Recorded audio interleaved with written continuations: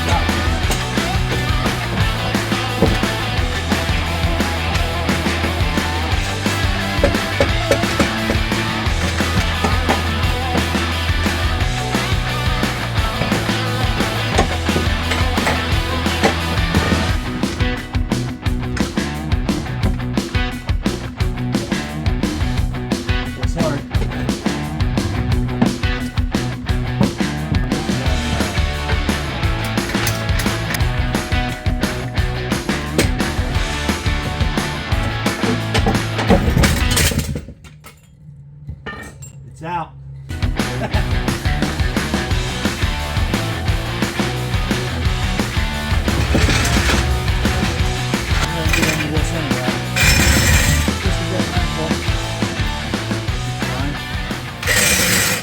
Alright, so that sort of went as planned, but it's fine. Everything's okay. I put a little chip in the floor, no big deal.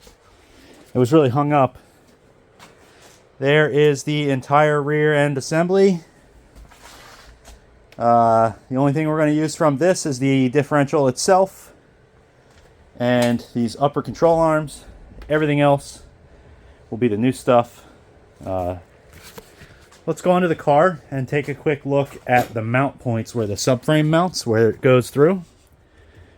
This is a high failure point on the E36, which is why Condor Speed makes these plates that you weld in on the chassis to reinforce. So let's see if it's cracked. I was scooting an LS. I did do a bunch of hard launches in this thing, and I wasn't nice to it, even with the 5.3. So that looks relatively good. This looks good here too. This is where I was just prying on it. But these look nice, and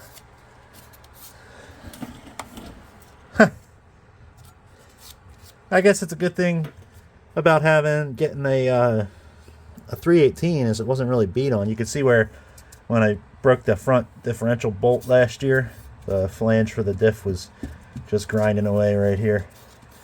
So I might hammer this in a little bit right in this area just to give me a little bit more clearance. But I got to take these out, the studs out, and clean up these areas. And we're going to weld those reinforcement plates on here. I'm pretty happy, and I think I'm pretty lucky that these are not cracked. Although sometimes when you start grinding stuff away, you find cracks that's like underneath of this grime. So some of the ones that I saw were like cracked, and then it like went all the way up here, and it was like really literally trying to rip this piece off. So super happy with the condition of these. Okay, I turned my light on.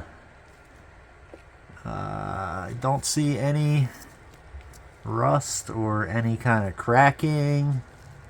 This is also a very fragile part of this car, I guess, is where the rear trailing arm bolts. So pretty happy. It's looking super good. Yeah, so the hard part's over. Taking all that stuff off, I think, was the hardest part. Now I just have to clean it up. Actually, cleaning it up might be the hardest part now that I think about it. Yeah, so I'm just going to get to work, and I'll check in with y'all later. Alright, I have started grinding. Let me show you where I'm at. Not too bad. I still need to do some final cleanup on this. Same thing over here. I got to do some final cleanup. This stuff is kind of a pain to get off. This like undercoat stuff turns into smoke when you're grinding on it. I had to open the garage door and let the cross breeze through here. So this is where those plates are going to go. I got to pull these studs off and these little bracket guys here, and I'm going to try and scoot the fuel filler neck over just so I'm not welding right up against it there. Yeah, and then I still have to, I haven't touched those ones. Are going to be a real pain to get all clean. That takes a lot. So I'm going to work on these for now and see if maybe I can get the plates welded in today. That'd be cool. Anyway, I'm going to get back to work. I'm not really time-lapsing much because it's just, you know, I'm grinding. I'm getting filthy. Make sure you wear your eye pro. I got my eye pro so I don't get stuff in my eye. Anyway, I'll catch up with you later. Alrighty, guys. Status update here. I am getting dirtier every time I turn the camera on. That's just how it is when you're working on stuff that's above your face. Let me spin you around. Take a look at this. Alrighty. So, I ground all these down. This is ground down too. And look at that. There are no cracks whatsoever. I gotta do a little more here. I didn't realize there's still some schmutz on there. Yeah, no cracks at all from what I've seen. This one's nice and clean. But so I'm using the studs that were in the front to hold the plate. I'm gonna go ahead and get this burned in. I'm gonna grab some aluminum foil and wrap the filler neck just to save it a little bit from fire. And yeah, so I took the studs from here and I'm just using that to hold the plates in place. And then I got, these are the plates for here. Once I get these rear ones burned in, these will go here.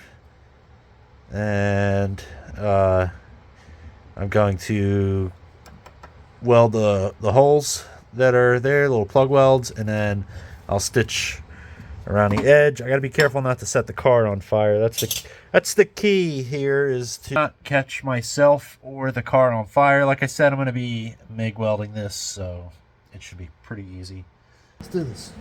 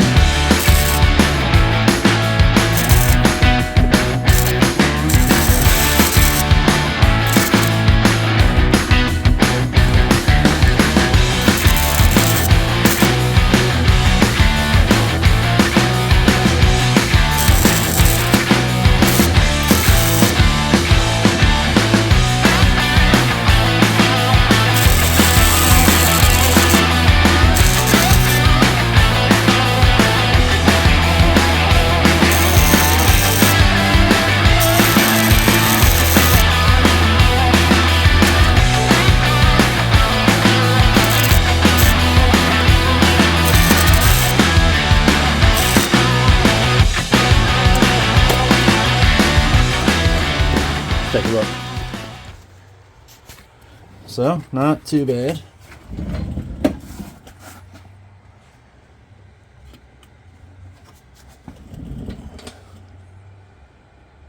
Nice and strong. I didn't end up doing that, so I should be okay. Now I got to do these ones, and this is where I'm more concerned about the fuel tank. So I'm definitely going to go get some aluminum foil and wrap the edge of the tank here and here. Yeah, so let me get all set up for that. All right, guys, I welded the subframe reinforcement plates in. We'll go under and take a look at them. I'm pretty much out of gas for the MIG welder. I could use argon, but what I've read is you have to run the heat higher in order to get penetrating properly. And the only ones that I have left to do are the, as soon as I can get it, hang on. The only ones that I have left are the trailing arm pocket reinforcements. So I'm going to call it a day with welding today, and tomorrow I'll get my tank refilled and I can do it properly. I still have to strip all the area and grind all the paint and undercoat around the rear trailing arms anyway. So let's take a look at what the subframe mount reinforcements look like.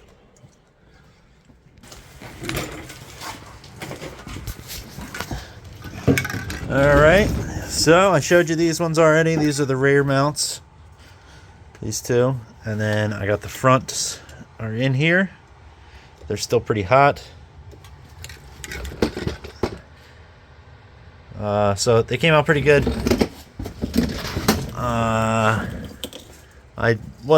I did do this without taking the fuel tank out or anything like that. And I'm not a professional, so good enough.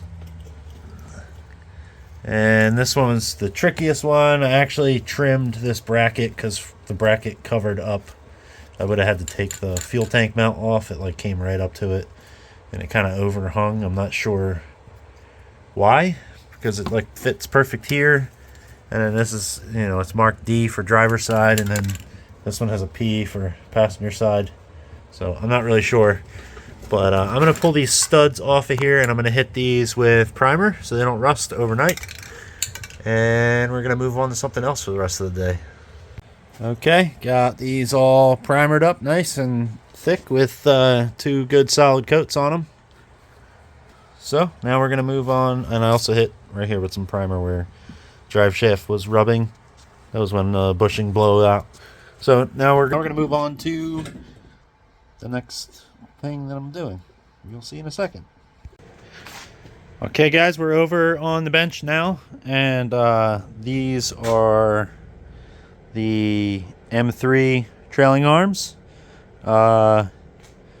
Basically, this is my stock trailing arm, and there's some stuff on here that I'm going to scavenge off, like this. This one doesn't have bolts holding the dust shield on, so I'm going to take the best bolts that I can find on both of the trailing arms, and I'm going to use them to hold that one on.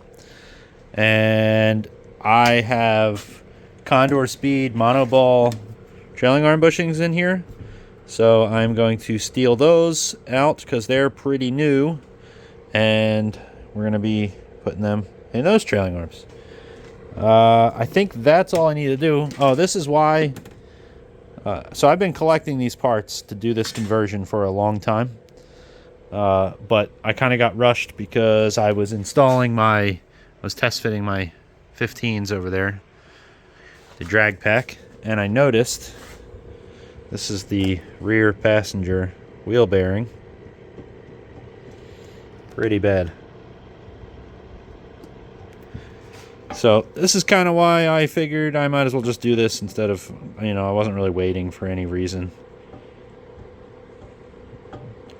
But yeah, it doesn't look that bad right now, but when you have a wheel bolted to it, it looks pretty bad. I can only imagine what it looked like driving down the highway. Didn't make any noise, although I can't hear it much in this car. But anyway, I'm going to scavenge the parts off of these that I need. I already spent a few minutes hammering the brake cables out of the old the M3 trailing arms. These things were just cut at the wrecking yard, so I had to punch them out.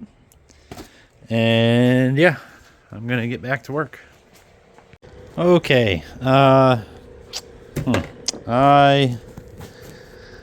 kind of ran into a problem. I think these monoball Johnnies are like one-time use. I have the tool, and I gotta press it this way, but I need something that grabs here. There's like hardly anything to grab onto. I'm not sure what I'm gonna do here. I'm really hoping I can reuse these because they're pretty expensive, and I probably have like 1,000 miles on those. Man, I don't know. I'll fill you in when I figure something out. I think I'm just going to keep the stock bushings in the trailing arm for right now until I figure out what I can do, or figure a way to press the Condor bushings out of my old trailing arms. I really don't want to buy them again.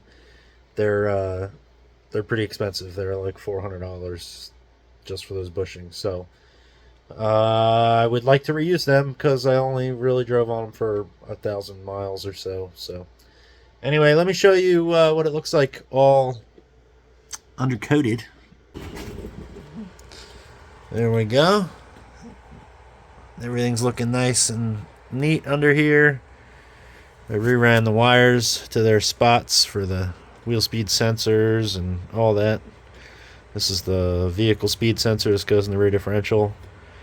Put the studs back in here, and I'm going to hang the new subframe, which is up here. I'm just going to hang this, and I'm going to call it a night.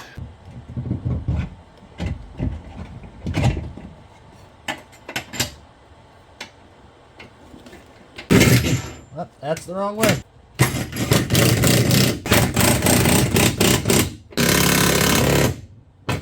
Ooh-wee.